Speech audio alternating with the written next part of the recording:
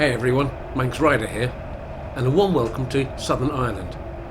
This is a story video of a trip I made to Éire with a bunch of mates in the summer. If you're thinking of visiting the Emerald Isle, it'll give you an idea of what you can expect. The roads, the sights, and of course the weather. I hope you enjoy the video, and if you do, don't forget to click the like button. For now though, cue the intro.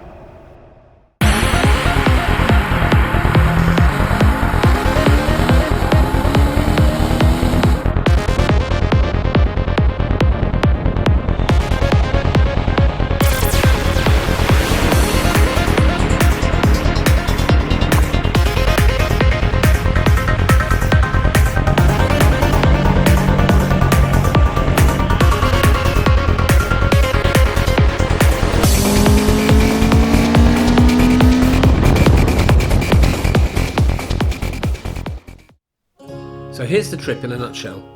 A week's tour of 1,000 miles around the coast of Southern Ireland in a rough circle from Dublin. And here's the gang.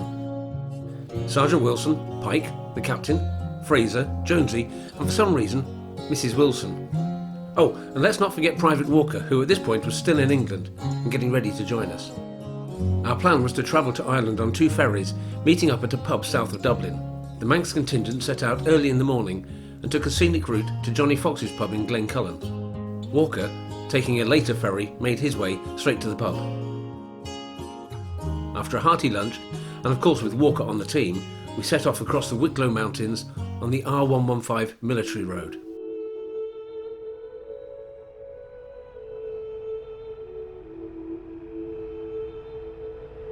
The road was built following the Irish Rebellion of 1798 to open up the mountains to the British and to help them track down the rebels who were hiding there.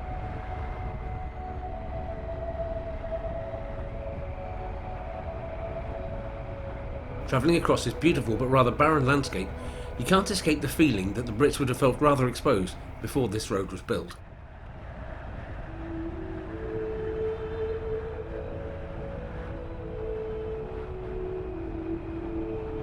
This is the type of scenery that you just don't rush across, but instead take your time over, savouring the landscape.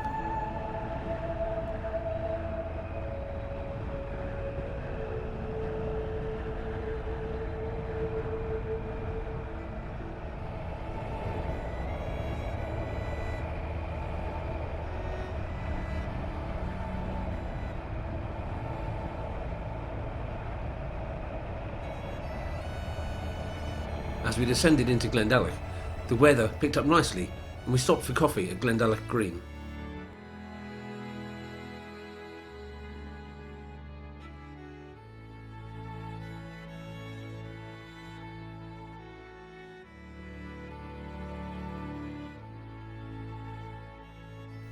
After a short break, it was time to hit the road again. We were greeted by glorious sunshine peeking through the light-dappled tree line above us. Maybe it's the Irish influence, but the view is enough to bring out my inner poet. I found myself sailing through the moment, temporarily oblivious to the train of bikes following me. As the evening approached, we stopped to take in the sights at the picturesque village of Craignamanagh, followed by a brief stop at the moorings of the famine ship in Dunbrody, a reminder of harsher times. Our first overnight was at the Rue Glen Hotel outside Waterford. Seeing our tour group arrive, the hotel's owners had us park our bikes right outside their front window, so they could keep an eye on them for us. Now, our first couple of days were dedicated to simply getting from Dublin to the more obviously scenic areas of the west coast. We hadn't planned to stop and stare too much along the way. We headed for Balavorney, a short hop from the Ring of Kerry, which was to be our first scenic ride. The roads we chose for the first couple of days were pleasant, but otherwise mostly unremarkable.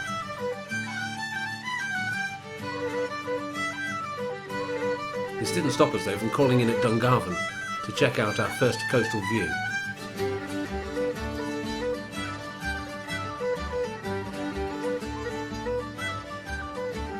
And then a while later we put in an unscheduled stop at Ballycotton, where we paused for a while to take in the small but very pretty harbour scene, and of course to stretch our legs.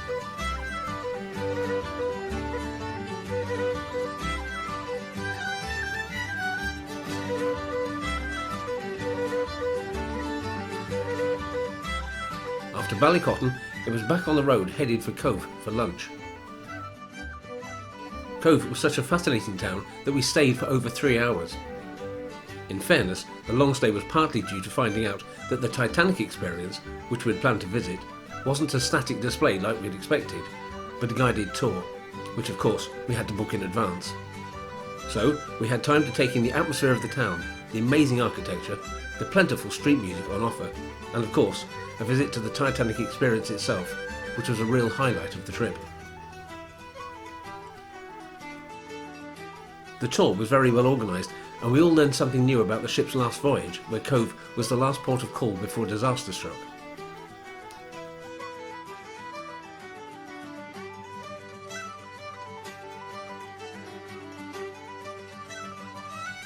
Even the entrance tickets to the show were informative. Mine, for instance, told me that I was Patrick O'Keefe, travelling in 3rd class and detailing the arrangements for my accommodation and meals. Unfortunately, I apparently didn't survive the sea voyage, which was a pity. And we won't even mention the incident with Mr. Wilson's bike. The suspension and the engine on this...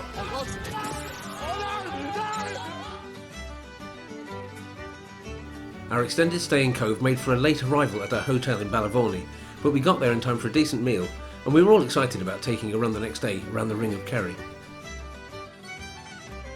So far things were going pretty well, but we did have a few lost sheep incidents along the way where our group navigation system didn't run entirely to plan, and we had to meet up and regroup as a result. Luckily, we thought ahead and had the means to get back on track without too much delay. Everyone in the group had a smartphone with 2 key apps. The first is WhatsApp, a communications system which allowed us to call or send messages around the team, even if our Isle of Man telephones couldn't connect regular calls in Ireland. We also carried the excellent What 3 Words app with us, which allowed us to communicate our precise location quickly to the rest of the group by simply sending a message. Finally, everyone had some form of navigation aid, even if it was just a map. So if we got separated but we were still mobile, we could simply regroup at the next stop. After the second day, we had a heads up on what causes separations, primarily duff observation, tiredness and perhaps a hint of willfulness, and we made some adjustments to the group rules and travelling order to improve our chances. After that, we started to ride a bit more tightly as a team, and I'm glad to say that we stayed together for the rest of the trip.